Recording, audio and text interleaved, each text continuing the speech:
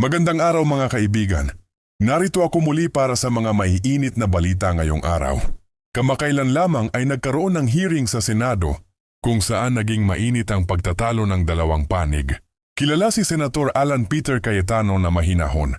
Magsalita ngunit sa pagkakataong ito dito natin, makikita ang malademonyong bangis ni Senator Alan Cayetano. Sobrang pahiya itong kupal na ito na Secretary ng DOH na kulang na lang ay tadyakan niya sa muka.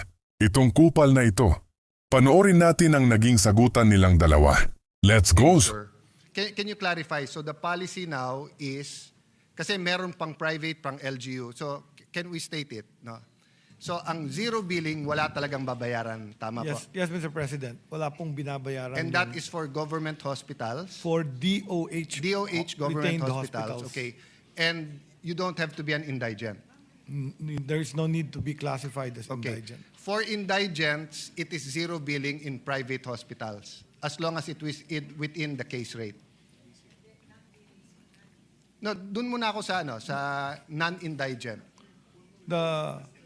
Indigent sa private Indigent? hospital. Indigent in a ward accommodation, it's a PhilHealth policy that there will be no balance. No balance. Wag muna tayo sa no balance. Ang nasa batas, zero balance? No No balance. balance ang nasa batas. Policy, it's not a Dun law. muna tayo sa no balance. Sabi sa batas, pag indigent, no balance. Zero copay at basic accommodation. In basic accommodation. In basic a government accommodation, hospital. yes. Yes. Within the case rate. Yes, within the case Right? rate. Yes. So, even in private hospitals ngayon, pwedeng pumunta pag indigent, basta't within the case rate. And in the basic accommodation. Basic accommodation. So, sa charity ward. Yes. Okay. So, they can go at dapat, anong ginagamit natin doon? Zero or no? No balance. Case rate. Case rate. Case Yeah, rate. That's but- called the PhilHealth benefit case rate. Yes, but in So the they law, use there's, the case rate. in the law, it says no balance. Meaning, aalis ka, wala kang babayaran Which kasi law walang are you balance. referring, Mr. President? Sorry? Which law? No, kayo nag-mention nun last year that in the law, it's indigents lang ang covered nun, nung no No, balance. the no balance billing is a PhilHealth policy. That if you are paid the case rate, if you are deemed as indigent and you are in any government hospital, even private, even private, there should be no copay. That's the term of the policy of the no balance billing. So You have to be indigent. Yeah, to be fair, Secretary, I'm not sure now if it was the Pinoy or the Duterte administration that announced nga. Pinoy. Diba? Pinoy, Your Honor. Okay, Pinoy, na no balance. And last year when I was asking you na hindi naman nasusunod yung no balance, you clarified. Pag indigent, within the case rate, no balance sila. Yes. And it's in the law. So it's not only a policy of the PhilHealth Board, it's in the law. So I think the complication here is how much does PhilHealth pay? So if the PhilHealth rate, so there is a certain cost to take care of a patient in a hospital, whether government or private. If the cost that PhilHealth covers, which is the case rate at that time, was enough for no balance, that was the policy that PhilHealth wrote down as a policy. Yes, and that's why I was criticizing it last year because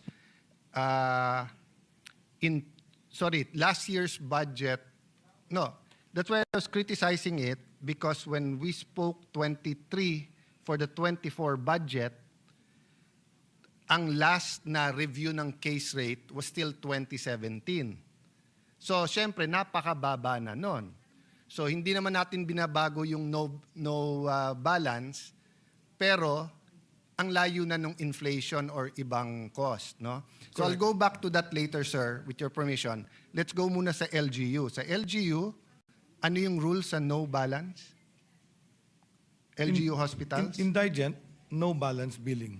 Case rate only in a basic accommodation. So, why don't we start calling it a case rate rather than no balance or zero balance? Para hindi natin nalilito yung publiko. Yun kasi yung naging program. Kasi, correct me if I'm wrong, ha?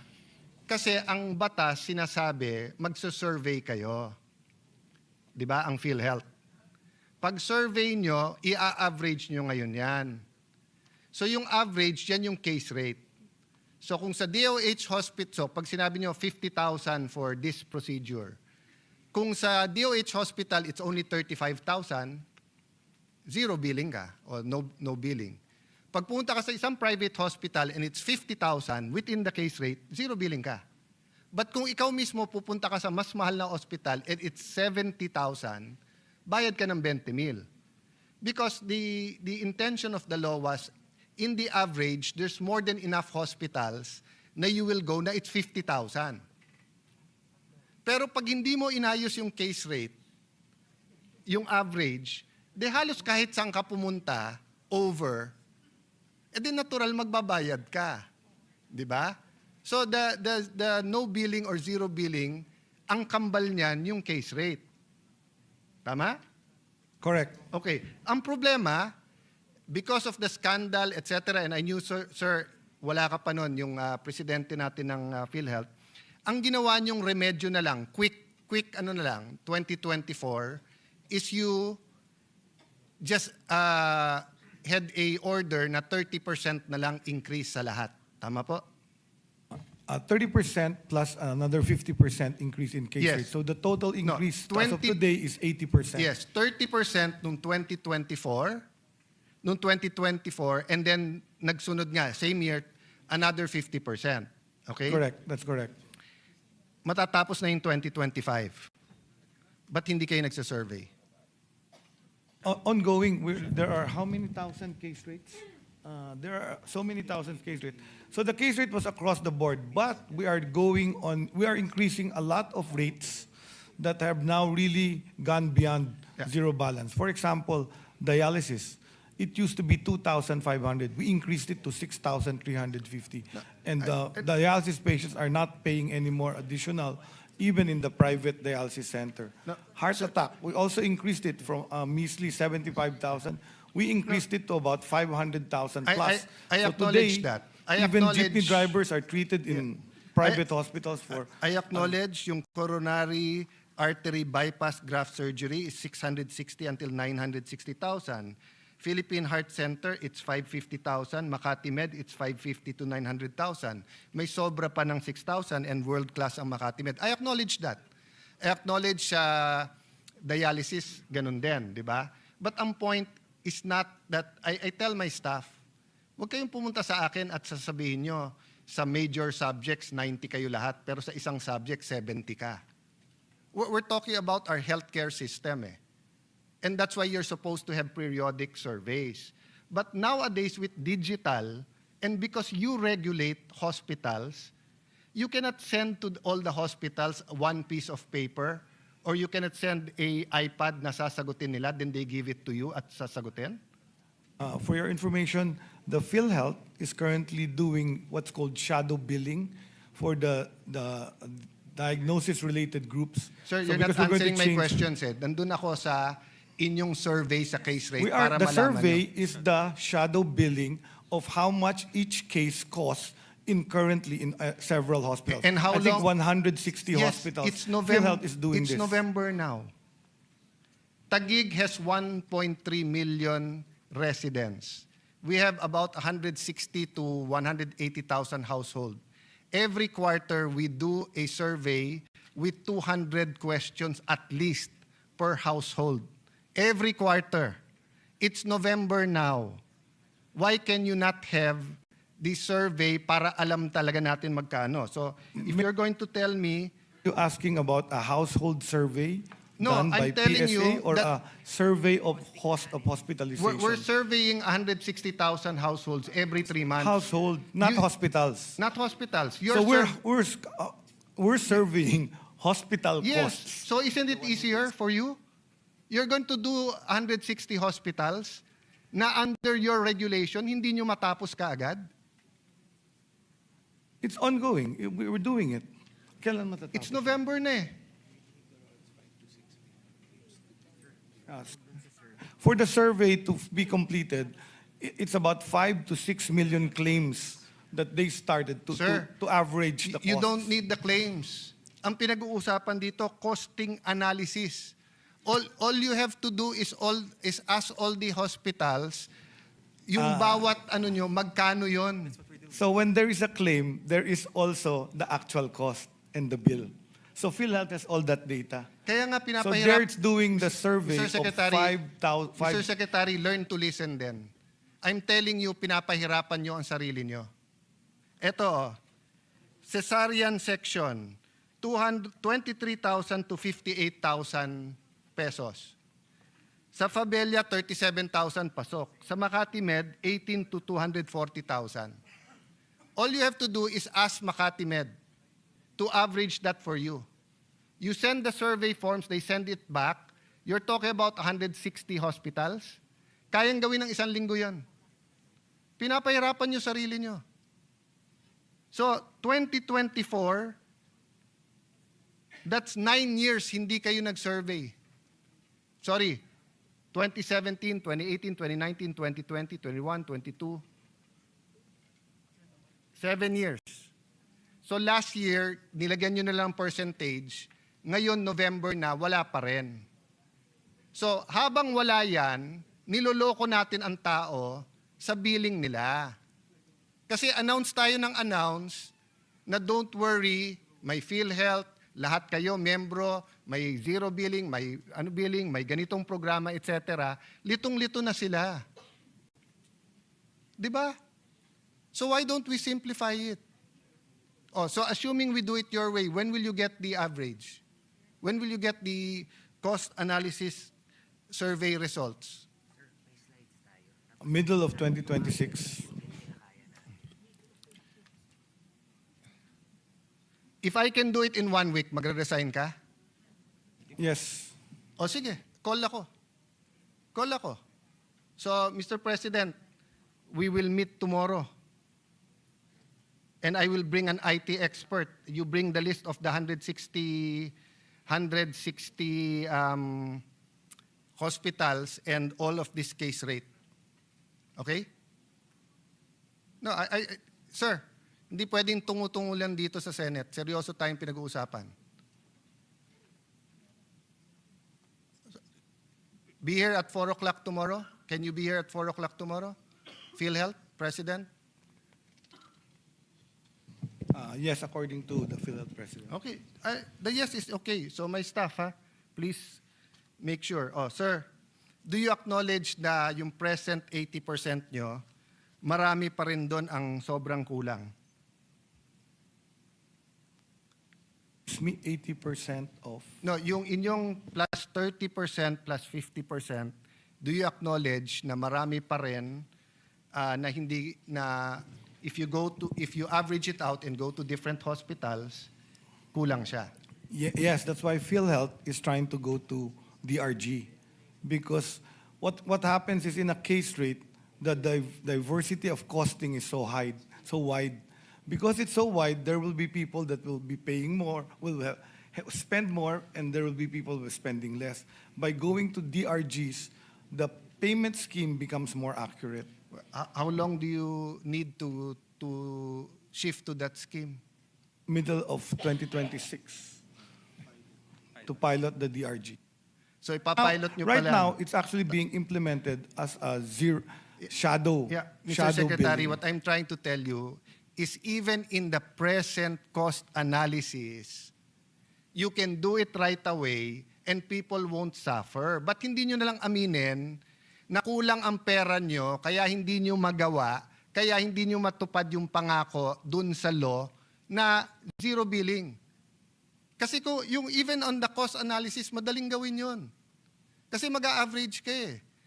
Kahit naman sa present nyo ngayon, nakalagay dito, let's say, coronary artery disease, bypass, 660 to 960, it's still naitama nyo nga yun sa yung sa bypass na mahal nga yun Kaya nyo naman itama sa iba Diba? Kasi you're in the Senate All you have to do is we finish that survey and tell us, sir, if you don't give us more money, hindi namin mababayaran. We don't expect you naman to pick from your own pocket Di ba? Pag natapos natin tong lahat na survey na to at lalabas, ito yung number of patients, average, ito yung pera. Mr. Senators, Congressmen, Mr. President, you're giving us 60 billion, pero sa computation namin, pag inayos namin yung case rate, 120. So ang kaya lang namin sa mga to, libre, o kaya 50%, di ba? Garbage in is garbage out eh. If we do not have these rates, and we haven't had it accurately till 2017, we cannot really tell people na isi-zero billing namin kayo. Pwede ba, kung cesarean, pwede ba pagdating sa heart center, boss, cesarean ako, pero sobra kasi dito, hindi zero billing, i-bypass nyo na lang ako. Pwede natin pagyabang eh, na ang bypass kasya. O paano ngayon mga kailangan ng cesarean? Tapos pupunta dun sa mga ospital na zero billing, puno. So wag muna sila manganak. That's why there's frustration here. You don't give us straight answers eh. Thank you very much. But healthcare is really complex, and No, health you're financing making it is complex. even It's more simple. complex. To simplify it to averages will make us create many errors. Okay. The standard deviation for an average will be wrong because different people will have different complications, and different people will have different costing Sir. in terms of care. So when you use an average, which is what the case rate does, this is exactly what we have. Sir. We have a problematic Sir, case. don't That's talk- why we're don't- going to the DRGs. I know what I'm the saying. DRGs are more specific in terms of reimbursement. And most countries have gone to a DRG payment system. Thailand, in fact, we're copying the DRG system of Thailand because they offered it for us free. If we copy the DRG of the US, they're asking us to pay. So the DRG is the direction to be able to pay patients more but accurately Sir. and without fraud. Sir, walang problema yon. Walang problema na shift DRG, walang problema magbayad, kopyahin nyo doon. Ang problema, 2017 pa, in the meantime, magsasuffer yung mga tao dahil walang pambayad at kung ano-ano sinasabi natin sa kanila. And don't tell me about complications. Because wala ka pa dyan, hindi ka pa chairman ng PhilHealth, meron ng rule yan eh. Pagka bypass, no complication, eto yung babayad. Hindi kasama complication. Hindi ganun yung sistema dati. Ang sistema dati, bypass, no complication, eto yung bayad. Kung may complication, may dagdag yun. So, ngayon yung lulituin nyo kami na may complication. Kaya nga nakalagay dito, 660 to 960. I'm not proposing that you say this is 750. Kayo mismo nagsabi, 660 to 960. Etong 660 to 960, with complication to o wala? Excuse me, but Sir, I think just answer we're my question, getting please. confused because when you start to pay for complications, that's called the fee-for-service rate. We're going away from the concept that's not of what I'm universal talking health about. coverage. By law, it should be no copay. So that's what we're going to talk about. Should there be an amount of copay, and should the copay disappear? Because insurance will always pay what its money has in the bank. You cannot just keep increasing and then ask the complications to be paid. So the fairer way to, and many systems have studied this very well. So we're following what the other countries have done. No, to that's have a not the issue successful here. UHC. That's not the issue. The issue is what you're promising. Averaging Excuse me, Mr. is Secretary. erroneous. Excuse me, Mr. Secretary. You're not answering the questions I'm asking you, and we're interrupting each other. I will listen to you, you listen to me. Okay? What I'm telling you is we cannot promise people then not deliver. We cannot tell people no balance tapos may balance. That's why klinaklaro ko dito. And what I'm telling you is that even before, ang amount sa case rate, halimbawa sinabi cesarean or bypass, hindi kasama doon ang complication. So kung iniba nyo ngayon at ginagawa nyong complicated, that's up to you. But kailangan klaro yung sabihin natin sa tao. That's why I'm asking you a specific question. Etong bypass, 660 to 960 Z benefits package. Does that include kung meron complication sa kanyang bypass o wala? That's a yes or no question. It's supposed to. Yes. Yes, it includes. Because now we're also zero balance billing. It includes? It includes. If they're in basic accommodation, it's included. We've discharged patients with leptospirosis from NKTI, 2 million pesos, zero. We've taken care of heart patients in heart center with complications. No, no. Zero. Sir, you're so talk- it's included No, in you're the talking, zero balance. You're talking about the DOH. Nililito nyo na naman kami. Ito nga, 660 to 960. Di ba, PhilHealth to. So, at tinatanong ko lang to, etong 660 to 960.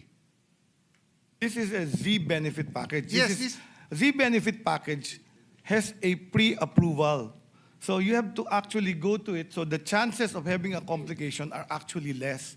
So what happens is, if there is a patient that wants to get a Z benefit package, they go to the Sige. PhilHealth, ask for a pre-approval, and then if they're approved for that Z benefit package, it will be done in a hospital that is accredited for Z benefit package. Okay, so, So kapag not all hospitals have Z benefit packages. PhilHealth accredits them. Yes. So, ang haba-haba, hindi mo pa rin sinagot tanong ko eh.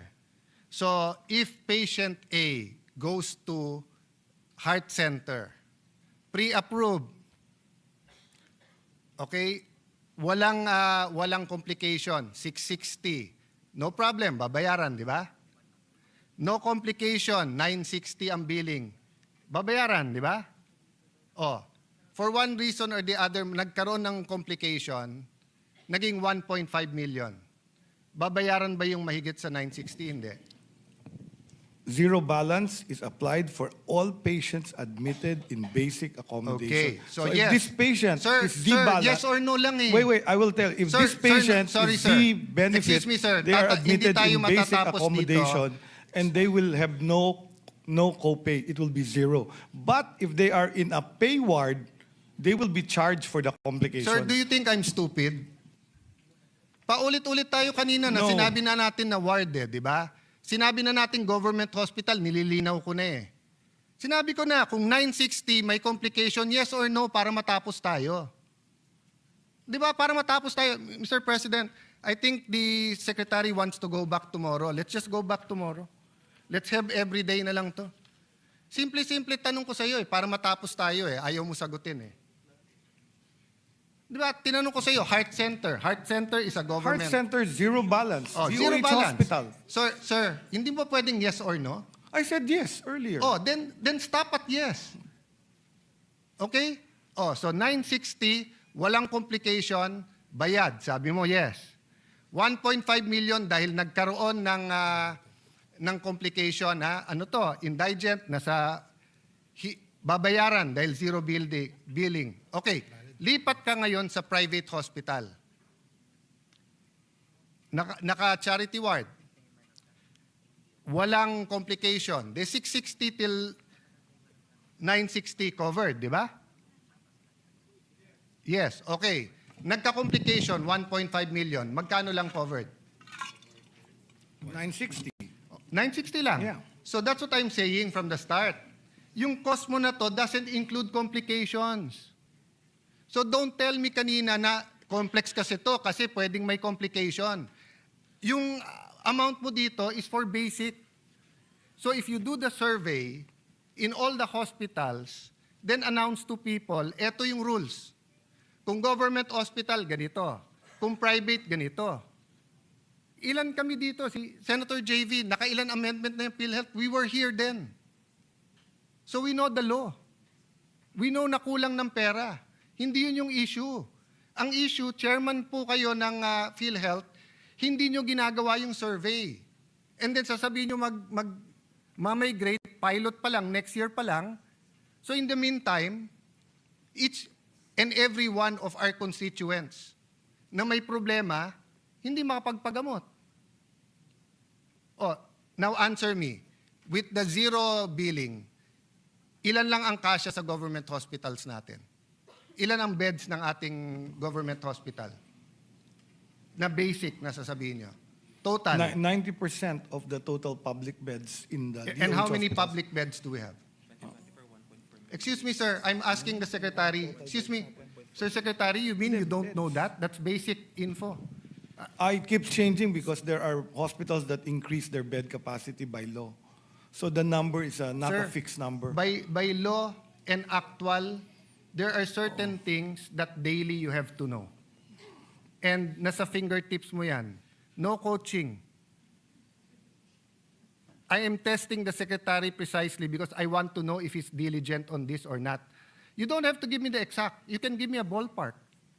Oh, so more or less, ilan ang bed capacity natin? Sir, Mr. Sergeant of Arms, pakitanggal yung naka-black na jacket. Sinabi ko na no coaching eh. Please leave the room. So it's probably about 800. Session suspended. Sinabi ko na no coaching. Nag-grade 1 ba kayo? No, we're suspended. No? Labo naman naman ito eh. Please leave the hall. Oh, sinabi na natin eh.